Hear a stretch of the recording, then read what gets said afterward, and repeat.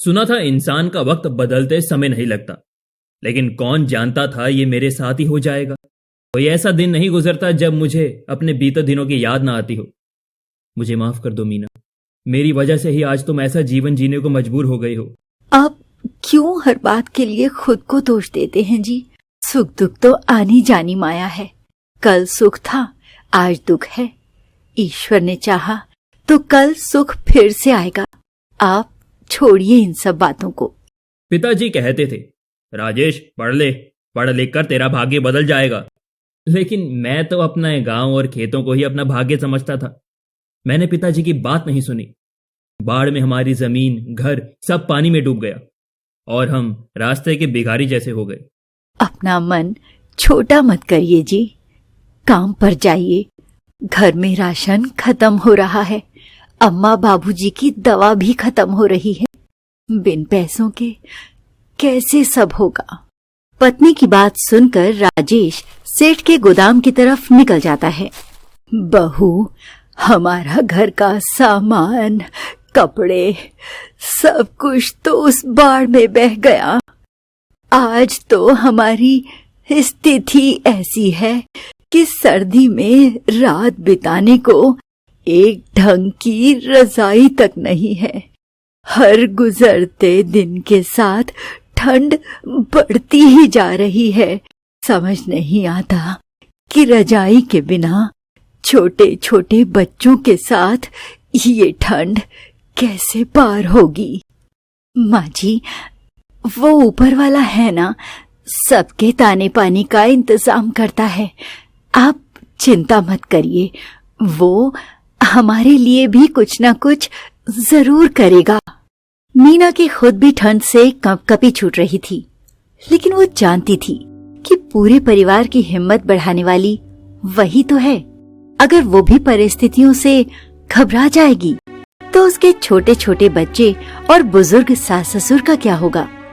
बेचारा राजेश बहुत मेहनत करता, घर के हालातों से लड़ने की कोशिश करता, लेकिन महंगाई उसके हौसले तोड़ रही थी। राजेश की तनख्वाह का आधा हिस्सा तो दवाइयाँ खरीदने में ही चला जाता। बहू, मेरे तो घुटने काम नहीं करते, लेकिन तू एक बार जाकर देखना। मैंने सुना है सर्दियों में कुछ सेठ लोग गरम कंबल, रजाइयाँ बांटते हैं। शायद वहाँ कुछ मिल जाए तो हमारी ठंड का कुछ जुगाड़ हो जाएगा। माँ जी, वो कंबल भिखारियों या अपंग लोगों के लिए होते हैं, मैं वो कैसे ले सकती हूँ? बहू की बात सुनकर सास काफी मायूस हो जाती है। आप विश्वास रखिए माँ जी, ये कह गए हैं सेठ से कुछ रुपए एडवांस लेकर सबके लिए नई रजाई लेकर आएंगे। सास को आश्वासन देने के बाद मीना अपनी झोपड़ी के पीछे उगी सब्जियों में हैंडपंप से पानी डालने लगती है। इतनी ठंड है, हाथ नीले पड़ रहे हैं। हैंडपंप खींचा ही नहीं जा रहा, लेकिन इस छोटी सी जमीन को भी समय पर सिंचाई न मिली तो 2 वक्त के भोजन के भी लाले पड़ जाएंगे। इन सब्जियों के भरोसे बच्चे पेट भर खाना तो खाते हैं। सब्जियों में पानी देने के बाद मीना अंदर आई और चूल्हा जलाकर खाना बनाने लगी। जैसे ही झोपड़ी में चूल्हा जला, सबके ठंड से सफेद पड़ रहे चेहरों में चमक खिल गई और बच्चे और उसके सास ससुर आकर आग में हाथ तापने लगे।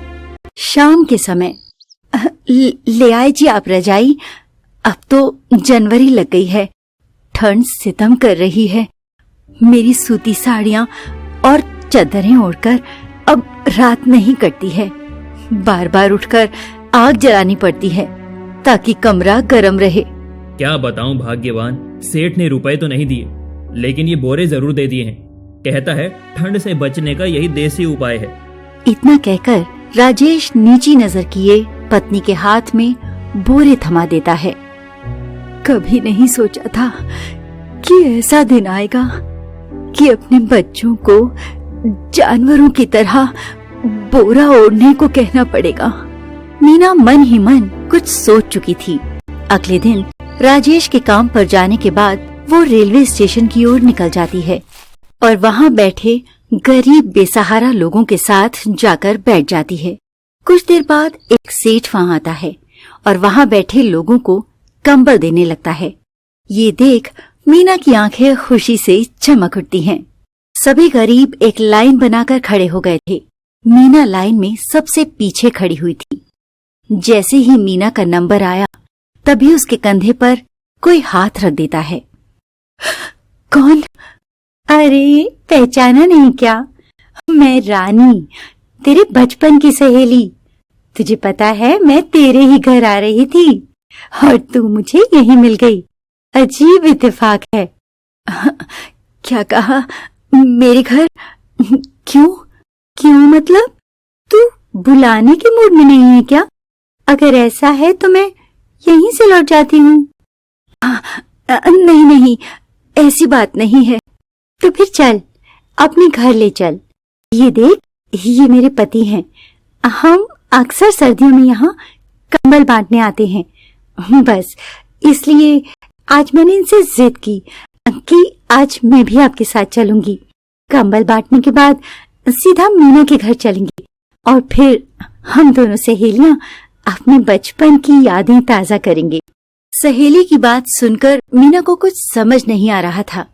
उसकी अमीर सहेली कंबल बांटने आई थी और वो एक कंबल के लिए कई घंटों से स्टेशन पर बैठी हुई थी। मीना सहेली को लेकर अपने घर पहुंच जाती है। माँ जी, ये मेरे बचपन की सहेली है, रानी। जैसा नाम वैसी किस्मत भी है इसकी। जीजा जी के साथ राज कर रही है। अरे नहीं, शर्मिंदा मत कर। तू बता ना कैसी है। और ये सब क्या बताऊं? बस समझ ले, अपने अपने भाग्य की बात है। मैंने सब पाकर भी खो दिया। बांध टूटने के कारण हमारा खेत, घर, जमीन सब डूब गया। कुछ नहीं बचा हमारे पास। बस अब किसी तरह अपना समय काट रहे हैं, लेकिन खुश हैं अपने जीवन में। राजेश और माँ बाबूजी मुझे बहुत प्रेम और सम्मान देते हैं। सहेली की दुर्दशा देख और उसकी कहानी सुन रानी की आंखें भर आई थी। तू बैठ ना। आज मैं तुझे अपने हाथों से बोए हरे साग की सब्जी और गरम गरम रोटी खिलाती हूँ। चूल्हा जलाने से कमरा गर्म हो जाएगा तो तुझे अच्छा लगेगा। मीना सहेली के स्वागत में कोई कमी नहीं रखना चाहती थी, इसलिए जो भी रूखा सूखा उसके पास था उसी से सहेली की आवभगत में लगी हुई थी। शाम का समय था, तभी राजेश काम से घर लौटता है। राजेश, ये मेरी सहेली है रानी, और रानी ये है मेरे पति राजेश। रानी राजेश को नमस्ते करती है। राजेश मेहमानों को देखकर पहले थोड़ा सकपकाता है, लेकिन अगले ही पल खुद को संभाल लेता है। कहते हैं जो होता है अच्छे के लिए होता है। देखो, आज सेठ ने खुश होकर 200 रुपए दे दिए। मैं जाकर थोड़ा दूध और नाश्ता लेकर आता हूँ। घर में राशन तो है ना? हाँ, राशन तो है, लेकिन मुझे चिंता इस बात की है कि इन लोगों को सुलाएंगे कहाँ। हमारे पास न तो चारपाई है, न नरम बिस्तर, यहाँ तक कि ओढ़ने को रजाई तक नहीं है। सच कहूँ तो मुझे उनके सामने बच्चों को बोरा ओढ़ाने में भी अच्छा नहीं लग रहा। देखो मीना, हमारी आर्थिक स्थिति का अंदाजा तुम्हारी सहेली को लग गया है। दिखावा नहीं करो, बस खुश रहकर समय बिताओ सहेली के साथ।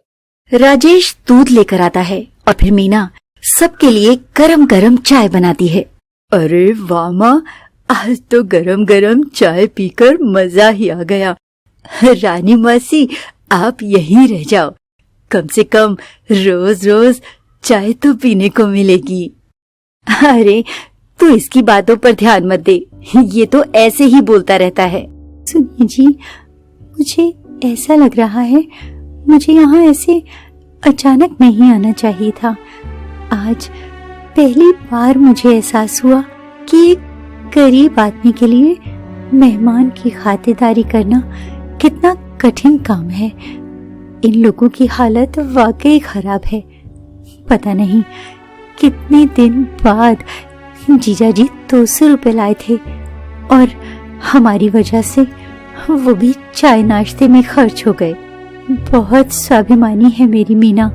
जानती थी कि मेरे पास गाड़ी रुपए सब हैं, तब भी 1 रुपए की कभी मदद नहीं मांगी।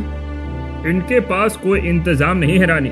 बच्चे बोरे बिछाकर सो रहे हैं जमीन में। शायद भगवान ने किसी नेक वजह से हमें यहाँ भेजा है।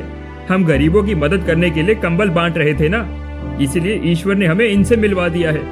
रानी का पति अपनी गाड़ी में जाकर 3 कंबल लेकर आता है और उसे मीना को दे देता है। एक राजेश और तुम्हारे लिए, एक माँ बाबूजी के लिए और एक दोनों बच्चों के लिए। कंबल को देखकर एक पल के लिए मीना की आंखें डबडबा गईं। सुंदर, गर्म, मुलायम कंबल ओढ़कर उस रात पूरा परिवार बेखौफ अपने कमरे में सोया। भाई साहब, आप बहुत अच्छे आदमी हैं। मेरी अंतरात्मा कहती है आपका बुरा समय समाप्त हुआ। मैं सरकारी ऑफिसर हूँ। आपकी जो जमीन, खेत, मकान डूबा है, सरकार की तरफ से उसके बदले आपको मुआवजा मिलेगा और जमीन भी। आपका अपना पक्का घर होगा, खेत होगा, खुशियां होंगी। इसका मैं खुद ख्याल रखूंगा। अगली सुबह रानी बाजार जाकर पूरे परिवार के लिए गर्म कपड़े लेकर आती है और भेंट स्वरूप उसे मीना को थमा देती है। जब तक भाई साहब का काम नहीं चल रहा है, वो चाहे तो हमारे साथ काम कर सकते हैं। मेरे पति का खुद का स्कूल है। अगर वो बसों का मैनेजमेंट देख लें तो हम अच्छी तनख्वाह भी देने को तैयार हैं। बस हमें कोई मेहनती, ईमानदार और समझदार इंसान की जरूरत है। रानी के कहने पर राजेश रानी के स्कूल में बस मैनेजर बनकर बसों के संचालन का काम देखने लगता है। देखते ही देखते मीना और राजेश के दिन बदल जाते हैं।